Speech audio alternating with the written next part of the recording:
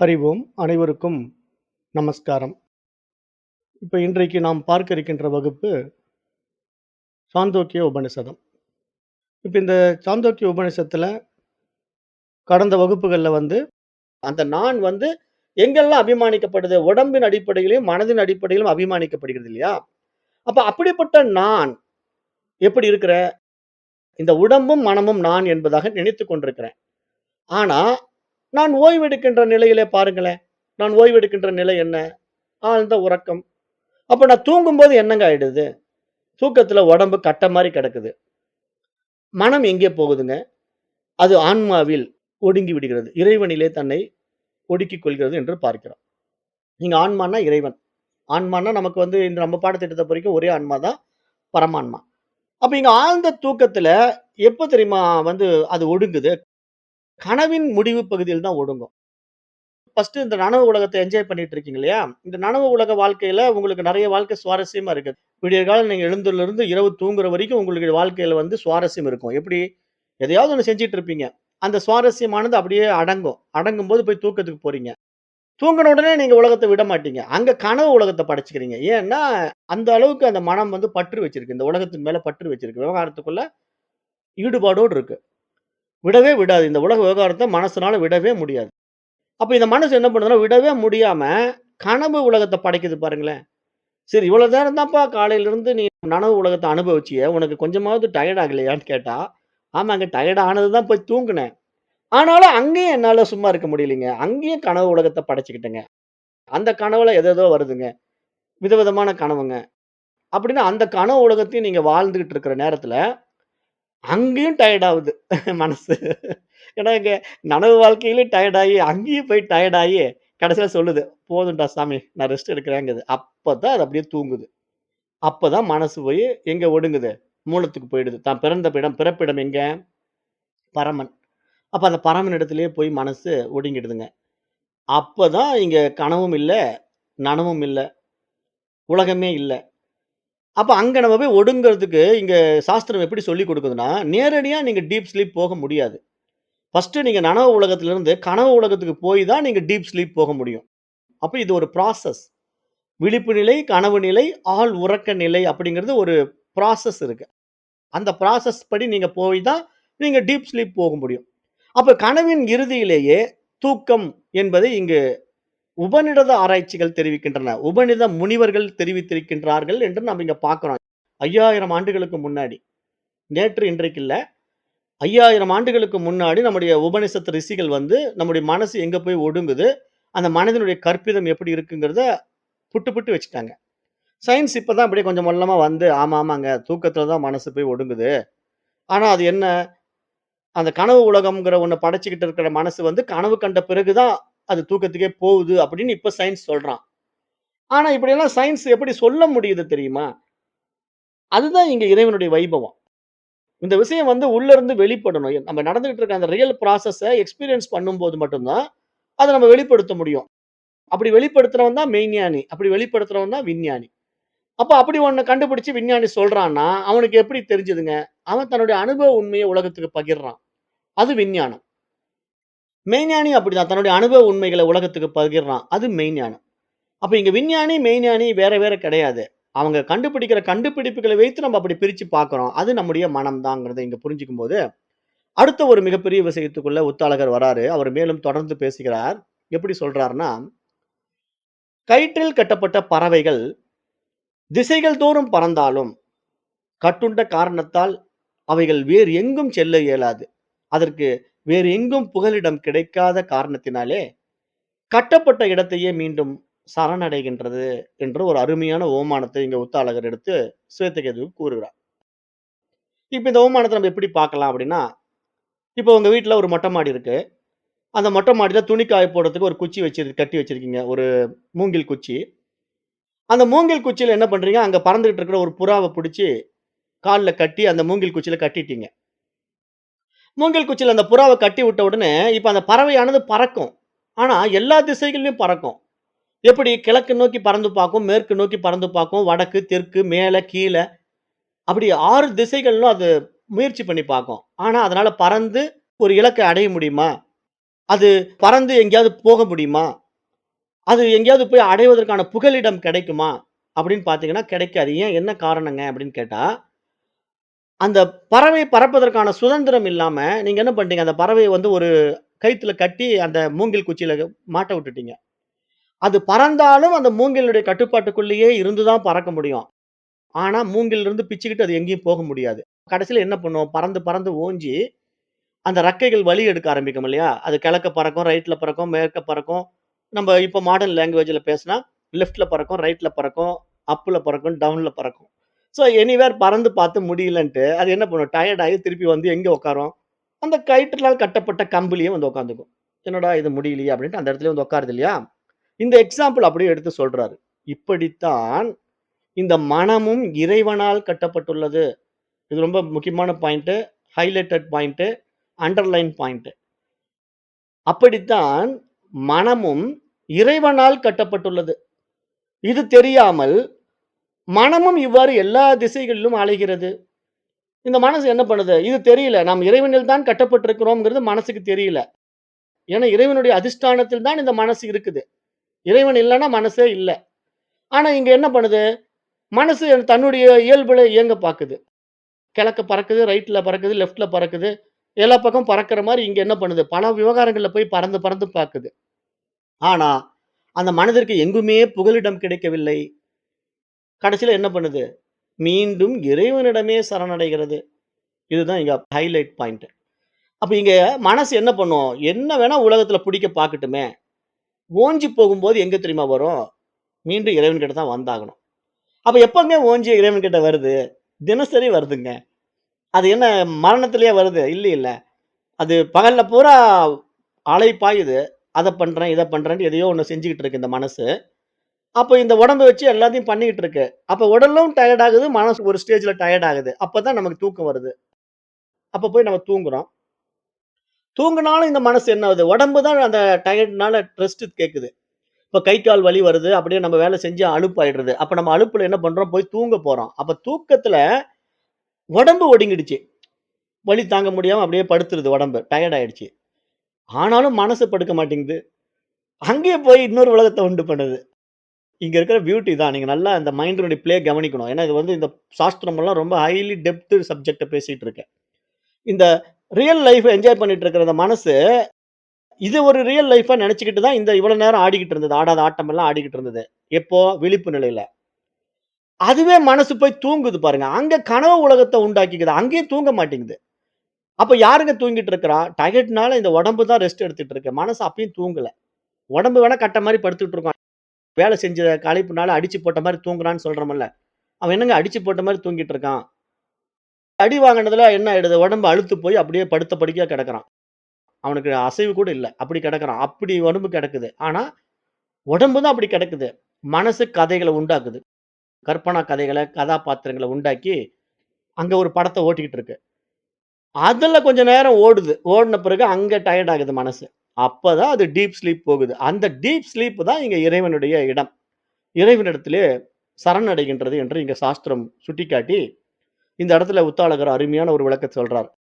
"அன்பு மகனே, மனம் இறைவனில் கட்டப்பட்டுள்ளது என்பதை அறிவாயாக" என்ற ஒரு ஆழமான உண்மைய சொல்றார்.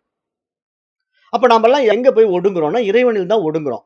அந்த ஒடுக்கம் வந்து நமக்கு எப்படி நடக்குதுன்னா, எப்படி தூக்கத்துல வந்து மனசு ஒடுங்கும்போது நமக்கு ஒரு அமைதி, ஒரு ஆனந்தம் வருது. அது மாரி மரணத்துக்கு பின்னாடி அதான் நடக்கப் போகுது. அது எப்படி இங்க சொல்ல புரிய வைக்கிறாங்க அப்படின்னா, இந்த புற உலகின் கவர்ச்சிகளினாலே நம்ம இன்பம் இருப்பதாக நினைக்கிறோம். ஏன்னா, இந்த புற உலகம் வந்து நம்மள பல விஷயங்கள்ல கவருது. ஒரு டிவிய போட்டு பார்த்தோம்னா, இந்த படம் எடுங்கிறான் விளம்பரத்துல. அப்புறம் இன்னொரு பக்கம் சேனல மாத்துனோம்னா, அந்த டிவிய வாங்குங்கிறான். அப்புறம் இன்னொரு பக்கம் வேற ஒரு புரோகிராம போட்டோம்னா, இந்த சாப்பிடுற பொருள் பாருங்க புதுசா வந்திருக்கு. குழந்தைகளுக்கு வாங்கி குடுங்கன்னு விளம்பரம் பண்றான். அப்ப இத நம்ம எப்ப பார்த்தாலும் வெளி விஷயங்கள்ல மனசு போகும்போது, இந்த புற உலக கவர்ச்சின்னு சொல்லுது இங்க சாஸ்திரம். புற உலக கவர்ச்சியினால, அந்த புற உலக கவர்ச்சி விஷயங்கள் நமக்கு ஒரு இன்பம் தருவதாக நாம் நினைக்கிறோம். அதற்காகத்தான் நாம் அல்லும் பகலும் அயராமல் அலைகிறோம். ஏன்னா, அந்த இன்பத்தை தேடி நம்ம அல்லும் பகலும் அயராமல் அலைகிறோம். ஆனால், இந்த இன்பங்கள் அனைத்தையும் அவைகள் தருவதாக இருந்தாலும், அந்த இன்பம் மட்டும் நீங்க வச்சுக்கங்க. உங்களுக்கு என்ன வேணுமோ அனுபவிங்க. ஆனா தூங்கக்கூடாது அப்டின்னு நான் சொல்றேன். ஏத்துக்குவீங்களா? இப்ப நான் என்ன சொல்றேன்னா, இப்ப உங்களுக்கு ஒரு கண்டிஷன் போடுறேன். இப்ப நீங்க என்னங்க உலகத்துல வாழ்றதுக்கு ஆசைப்படுறீங்க. விதவிதமா அனுபவிக்கணும்னு நெனைக்கிறீங்க இல்லையா? சரி உங்களுக்கு என்ன இன்னைக்கெல்லாம் நீங்க ஓடி ஆடி சம்பாதிச்சா 1,00,000 சம்பாதிக்கிறேன் வச்சுக்கலாங்க. ரூ. 1,00,000 நான் குடுத்துர்றேங்க. உங்களுக்கு என்னங்க இன்னைக்கு சாப்பிட விரும்புறீங்களாங்க? என்ன வேணுங்க? அறுசுவை உணவு வேணுமா? வாங்கி தரேங்க. எல்லாமே சாப்ட்டுருங்கங்கிறேன். நீங்க அறுசுவை உணவும் சாப்பிடுறீங்க. பணமும் உங்க கைக்கு வந்துடுது. உங்களுக்கு விதவிதமான ட்ரெஸ்ஸு, நீங்க விரும்புற டிவி எல்லாமே அனுபவிங்க. அனுபவி ராஜா அனுபவின்ட்டு நீங்க எல்லாம் அனுபவிங்க. ஆனா ஒரே ஒரு கண்டிஷன் மட்டும் சொல்றேங்க. நீங்க தூங்கவே கூடாதுங்க. முடியுமாங்க உங்களால? முடியாது. ஏன் தெரியுமா? நீங்க வெளி உலகத்துல, இந்த புற உலகத்துல நீங்க எவ்வளவு ஆனந்தம், ஆனந்தம் என்று நீங்க ஓடி அனுபவிச்சீங்களோ, அதற்கு மேல் ஒரு ஆனந்தம் இருக்கு. அதுதான் தூக்கம். அந்த தூக்கம் மட்டும் உங்ககிட்ட இருந்து நான் பறிச்சுக்கிறேன். மீதி எல்லா ஆனந்தமும் உங்களுக்கு குடுக்குறேன்னு நான் சொன்னேன்னா, நீங்க யாராவது ஒருத்தர் முன் வர முடியுமான்னு நீங்க யோசனை பண்ணி பாருங்க. இந்த பாடத்திட்டத்துல இருக்கிற உங்கள்ல ஒருத்தர் யோசனை பண்ணிக்கங்க. சரிங்க, நீங்க சொல்ற மாரி நான் ஒத்துக்கிறேங்க. எனக்கு தூக்கமே வேண்டாங்க. நீங்க வெளிய இருக்கிற விசை சுகங்கள் பூரா குடுங்க. அப்படின்னு நீங்க முன் வர முடியுமான்னா, யாராலயுமே முடியாது. Practically it is not possible. ஏன்னா, தூங்காம யாராவது இருக்க முடியுமா? 2 நாள், 3 நாள் இருக்கலாம். அனுபவிக்கலாம். அப்புறம் நீங்களே உங்கள அறியாம கண்ண மூடிடுவீங்க. இப்படிதான் குற்றவாளிகள் எல்லாம் ஜெயில்ல தண்டனை குடுக்கும்போது, போலீஸ்காரங்க ஹேண்டில் பண்ணுவாங்க. போலீஸ்காரங்க என்ன பண்ணுவாங்கன்னா, தூங்கவே விடமாட்டாங்க. அடிச்சு, அடிச்சு டார்ச்சர் பண்ணுவாங்க. கேள்வி கேட்டு, கேட்டு டார்ச்சர் பண்ணுவாங்க. அவன் தூங்கும்போது தண்ணிய மூஞ்சில அடிப்பாங்க. அவன எழுந்து, எழுந்து உட்கார வச்சுக்கிட்டே இருப்பாங்க. அவன் அப்படியே ஒரு மனநோயாளியா மாறிடுவான். அந்த அளவுக்கு அவனுக்கு வெறுப்பு, அப்படியே அவ்வளோ கோபம் எல்லாம் வரும். தூங்க விடலன்னா என்ன ஆகும்? அப்படியே ஒரு பயங்கரமான டென்ஷன், பிபி ஏறும். அப்பதான் அவன என்ன பண்ணுவாங்க, அந்த மாரி டென்ஷன்ல வச்சு உண்மைய சொல்றியா? இல்லையான்னு அடிப்பாங்க. அப்பதான் அந்த குற்றவாளி வந்து அந்த வேதனையும், அந்த தூக்கத்தையும் அவனால விட முடியாம உண்மைய உளறிட்டு தூங்கிடுவான். அந்த லெவலுக்கெல்லாம் ட்ரீட்மெண்ட் இருக்கு. யாரு? போலீஸ்காரங்க ட்ரீட்மெண்ட். அப்ப நீங்க என்ன புரிஞ்சுக்கணும்னா, இந்த உலகத்துல ஒரு மனிதன் வந்து தூங்காம இருன்னு சொன்னா முடியவே முடியாதுங்க. ஏன் அது முடியாதுன்னா, நம்முடைய ரியாலிட்டி அதுதானே. நீங்க உங்களுக்கு அமைதியும், ஆனந்தம் தான் உங்களுடைய சோர்ஸ். அந்த சோர்ஸ்க்குள்ள நீங்க போறதுக்கு தூக்கம் மட்டும் உங்களுக்கு இல்லன்னா, எல்லாருமே பைத்தியக்காரனா இருப்போம். தூக்கம் மட்டும் இல்லன்னு வச்சுக்கங்க, மறுநாள் காலையில எல்லாம் சட்டைய கிழிச்சுக்கிட்டு அவன் அவன் சட்டைய கிழிக்கிறது இல்லாம பக்கத்து வீட்டுக்காரன் சட்டையெல்லாம் கிழிச்சு விட்டுருவான். அந்த அளவுக்கு டென்ஷன் ஆயிடும். அப்படிதான் இங்க தூக்கம் இல்லாம போனா நடக்கும். அப்ப ஏன் தூக்கத்துல போகும்போது நம்ம ரெஃப்ரெஷ் ஆறோம்னா, அந்த இறைவனிடத்துல போய் ஒடுங்குறோம் பாருங்க. அங்க தான் நமக்கு சக்தி கிடைக்குது. அந்த ரெஃப்ரெஷ் ஸ்டேஜ் அப்படிங்கிறது என்னன்னா, நம்ம வந்து நம்மளை புத்துணர்ச்சி பெற வைக்கின்ற ஒரு நிலைப்பாடு எங்கன்னா, தூக்கத்துல தான் நடக்கும். ஏன்னா, தூக்கத்துல தான் நம்முடைய ரியாலிட்டி, நம்முடைய சோர்ஸ்க்குள்ள போறோம். அப்ப நீங்க நினைக்கலாம், அப்படி பார்த்தா அப்ப நான் தூக்கத்துல இறைவன்கிட்ட ஒடுங்குறேன் இல்லைங்க. அதுவே பிரம்ம அனுபவம் தானே. இப்ப நீங்க என்னமோ இவ்வளவு நேரம் வெளிய அத பண்ணு, இத பண்ணு, பயிற்சி பண்ணு, முயற்சி பண்ணுன்னு சொல்லிட்டு இருக்கீங்க. அப்ப இது ஒரு பெரிய விஷயமா எனக்கு தெரியலீங்களே. நான் தூங்கும்போதே இறைவனிடத்துல போய் ஒடுங்கிர்றேன். அப்ப எனக்கு தூக்கமே போதுமானது தானே! அப்படி நீங்க கேள்வி கேட்டீங்கன்னா, அங்கேயும் ஒரு விஷயம் இருக்குங்கிறத இங்க சாஸ்திரம் அழகா சொல்லுது பாருங்க. சொல்லி தரேன். இப்ப தூக்கத்தை விடுவதற்கு யாராவது துணிவோமா? மாட்டோம். ஏனெனில், உலகில் எதிலுமே கிடைக்காத இன்பம் இந்த தூக்கத்தில் இருக்கிறது.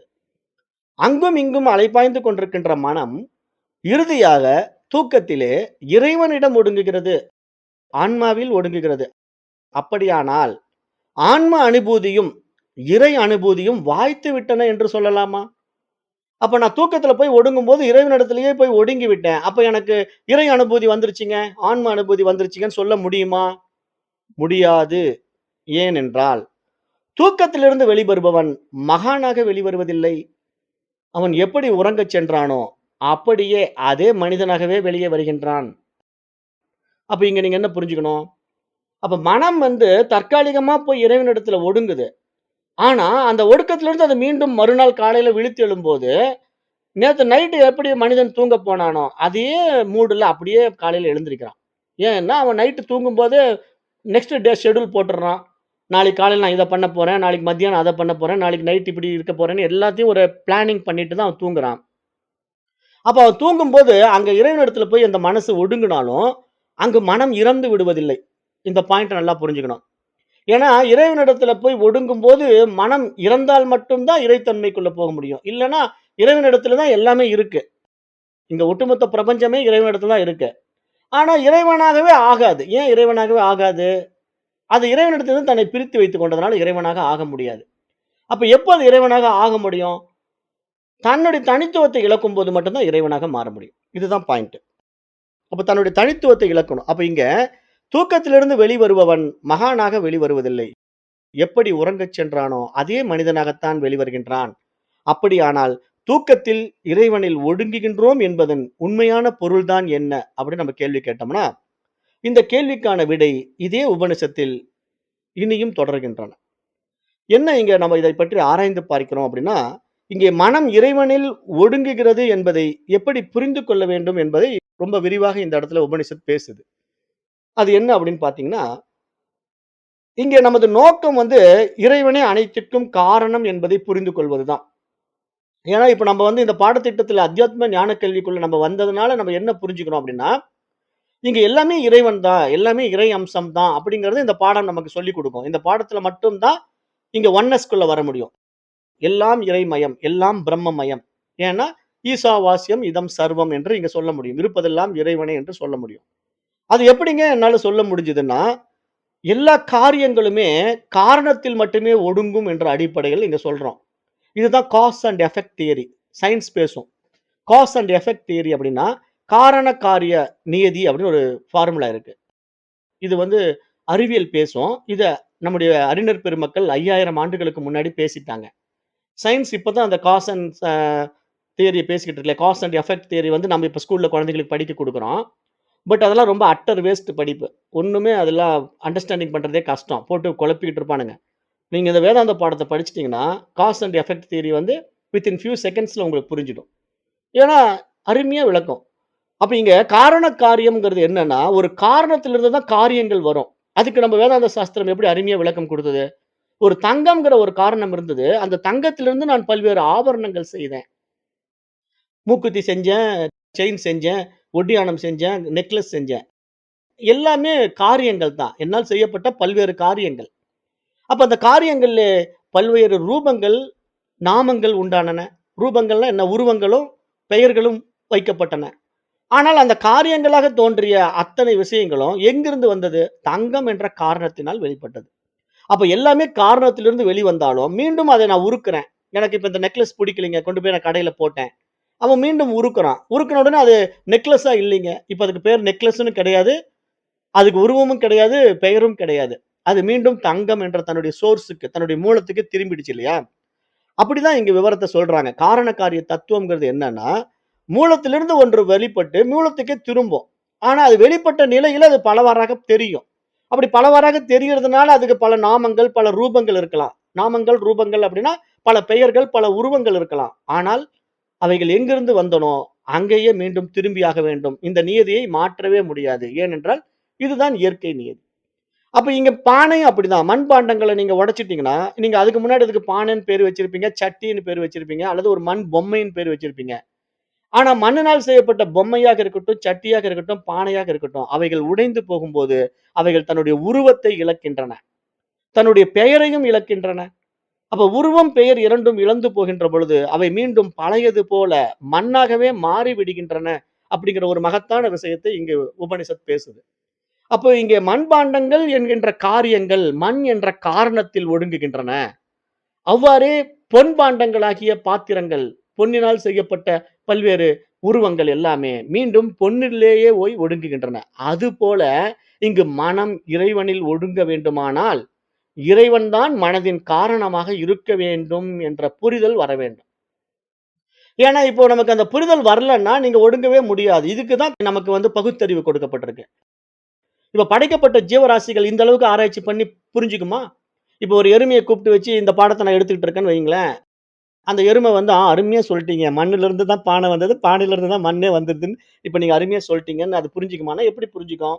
காரண காரிய தத்துவம் அதுக்கு புரியாது. அப்ப இங்க மிருகம் வரைக்கும், நீங்க ஒரு சின்ன தாவரங்கள்ல தொடங்கி, மிகப்பெரிய யானை வரைக்கும், நீங்க இந்த விஷயத்த சொல்லி பாருங்களேன். ஒண்ணுமே புரிஞ்சுக்காது.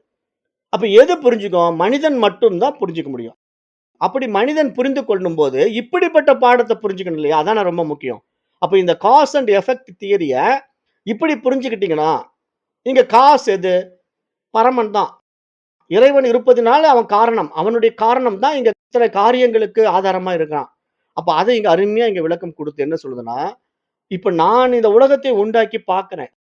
இப்ப நான் வந்து இவ்வளவு பெரிய பிரம்மாண்ட உலகத்தை உண்டாக்கி பார்க்கிறேன்னா, என்னுடைய படைப்பு எதன் அடிப்படையில் இருக்கு? மனதின் அடிப்படையில தான் இந்த உலகம் இருக்கு. ஆனா இந்த மனம் யாரின் அடிப்படையில் அதிஷ்டானத்தில் இருக்கு? இறைவனின் அதிஷ்டானத்தில் இருக்கு. இறைவன் இருப்பதினால் தான் மனம் இயங்குது. மனம் இயங்குவதனால் தான் உலகம் விரியுது. அதே மனசு வந்து நைட்ல போய் அந்த இறைவனிடத்துல ஒடுங்கும்போது, உலகம் இல்ல. அங்க ராமசாமியும் இல்ல, கமலாவும் இல்ல.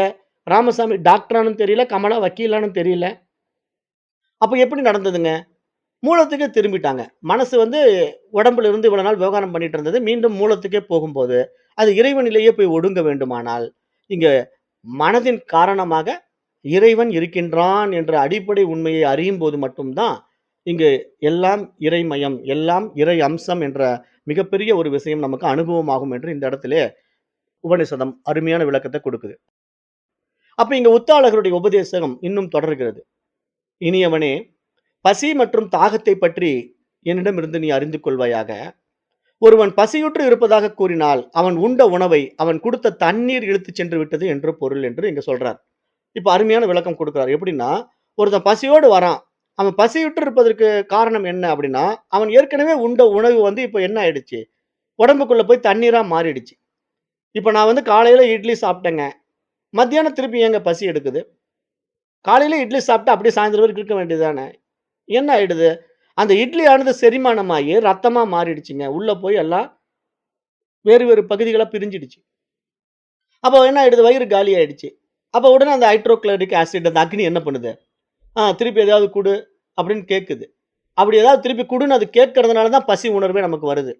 அந்த ஆசிட் சுரக்க ஆரம்பிச்சு நமக்கு வயித்துக்குள்ள போகும்போதே, அந்த ஒரு ரசவாதம் நடக்குது இல்லையா? நமக்கு உடனே ஒரு ஃபீலிங் வருது. சாப்பிடணுங்கிற ஒரு ஃபீல் வருது. அப்ப உடனே பசிக்குதுங்க சாப்பாடு போடுங்கன்ட்டு நம்ம மத்தியானம் திருப்பி சாப்பாடு கேட்டு வரோம்.